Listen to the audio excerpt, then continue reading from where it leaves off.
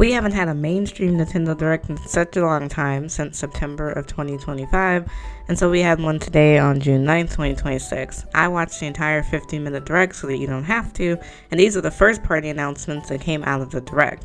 I will say that the Direct didn't really feel like a first party Direct because they focused mostly on partner games, and there were some exciting announcements from partners like Square Enix, but I was surprised how little we actually got from Nintendo. So starting off with Rhythm Groove, that game is still confirmed to come out, and they showed some new gameplay footage. It looks interesting. I don't know much about Rhythm Groove, I'll be honest. I've never played that game before, so it was new to me. It is coming out sometime this year. I believe it's July 2nd, so it's coming out pretty soon. I think they originally announced this last year before the Switch 2 came out. So it's nice that they finally gave us a date for this game. Next, they showed us some free software updates and DLC coming to Pokopia. I'm surprised Pokopia is getting DLC so soon, considering the game just came out March 5th of this year.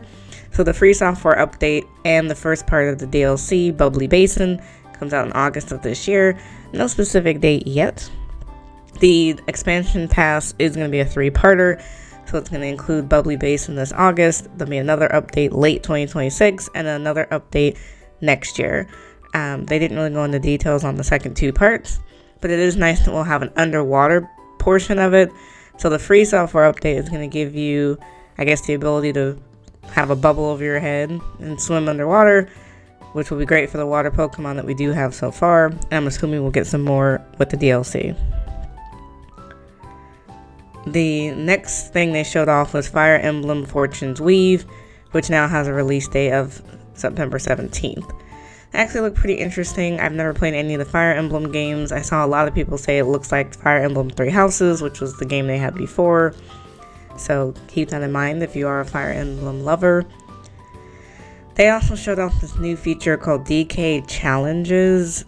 Specifically for people who subscribe to the Nintendo Online subscription, you can complete these different challenges in-game, and there's also a collaboration between Donkey Kong Bonanza and Super Mario Bros., which includes some costumes for the game, also mushrooms and coins. I'm not sure what the significance of that is. DK Bonanza also has DLC already, and it's kind of confusing to me that both DK Bonanza and Pokopia got DLC, but not Mario Kart World, which was the first game on the Switch 2. There was actually no Mario Kart World mentioned throughout this entire presentation, so I was disappointed by that. They also showed off a Switch 2 exclusive, which is the Nintendo Switch Sports Resorts, which comes out October 22nd of this year. It includes 12 different sports, including thumb wrestling. They spent a significant amount of time showing us how the thumb wrestling mechanism works. They brought back boxing, which I appreciate. If you've ever played Wii Sports, boxing was iconic. So I'm glad to see this is getting a Switch 2 exclusive.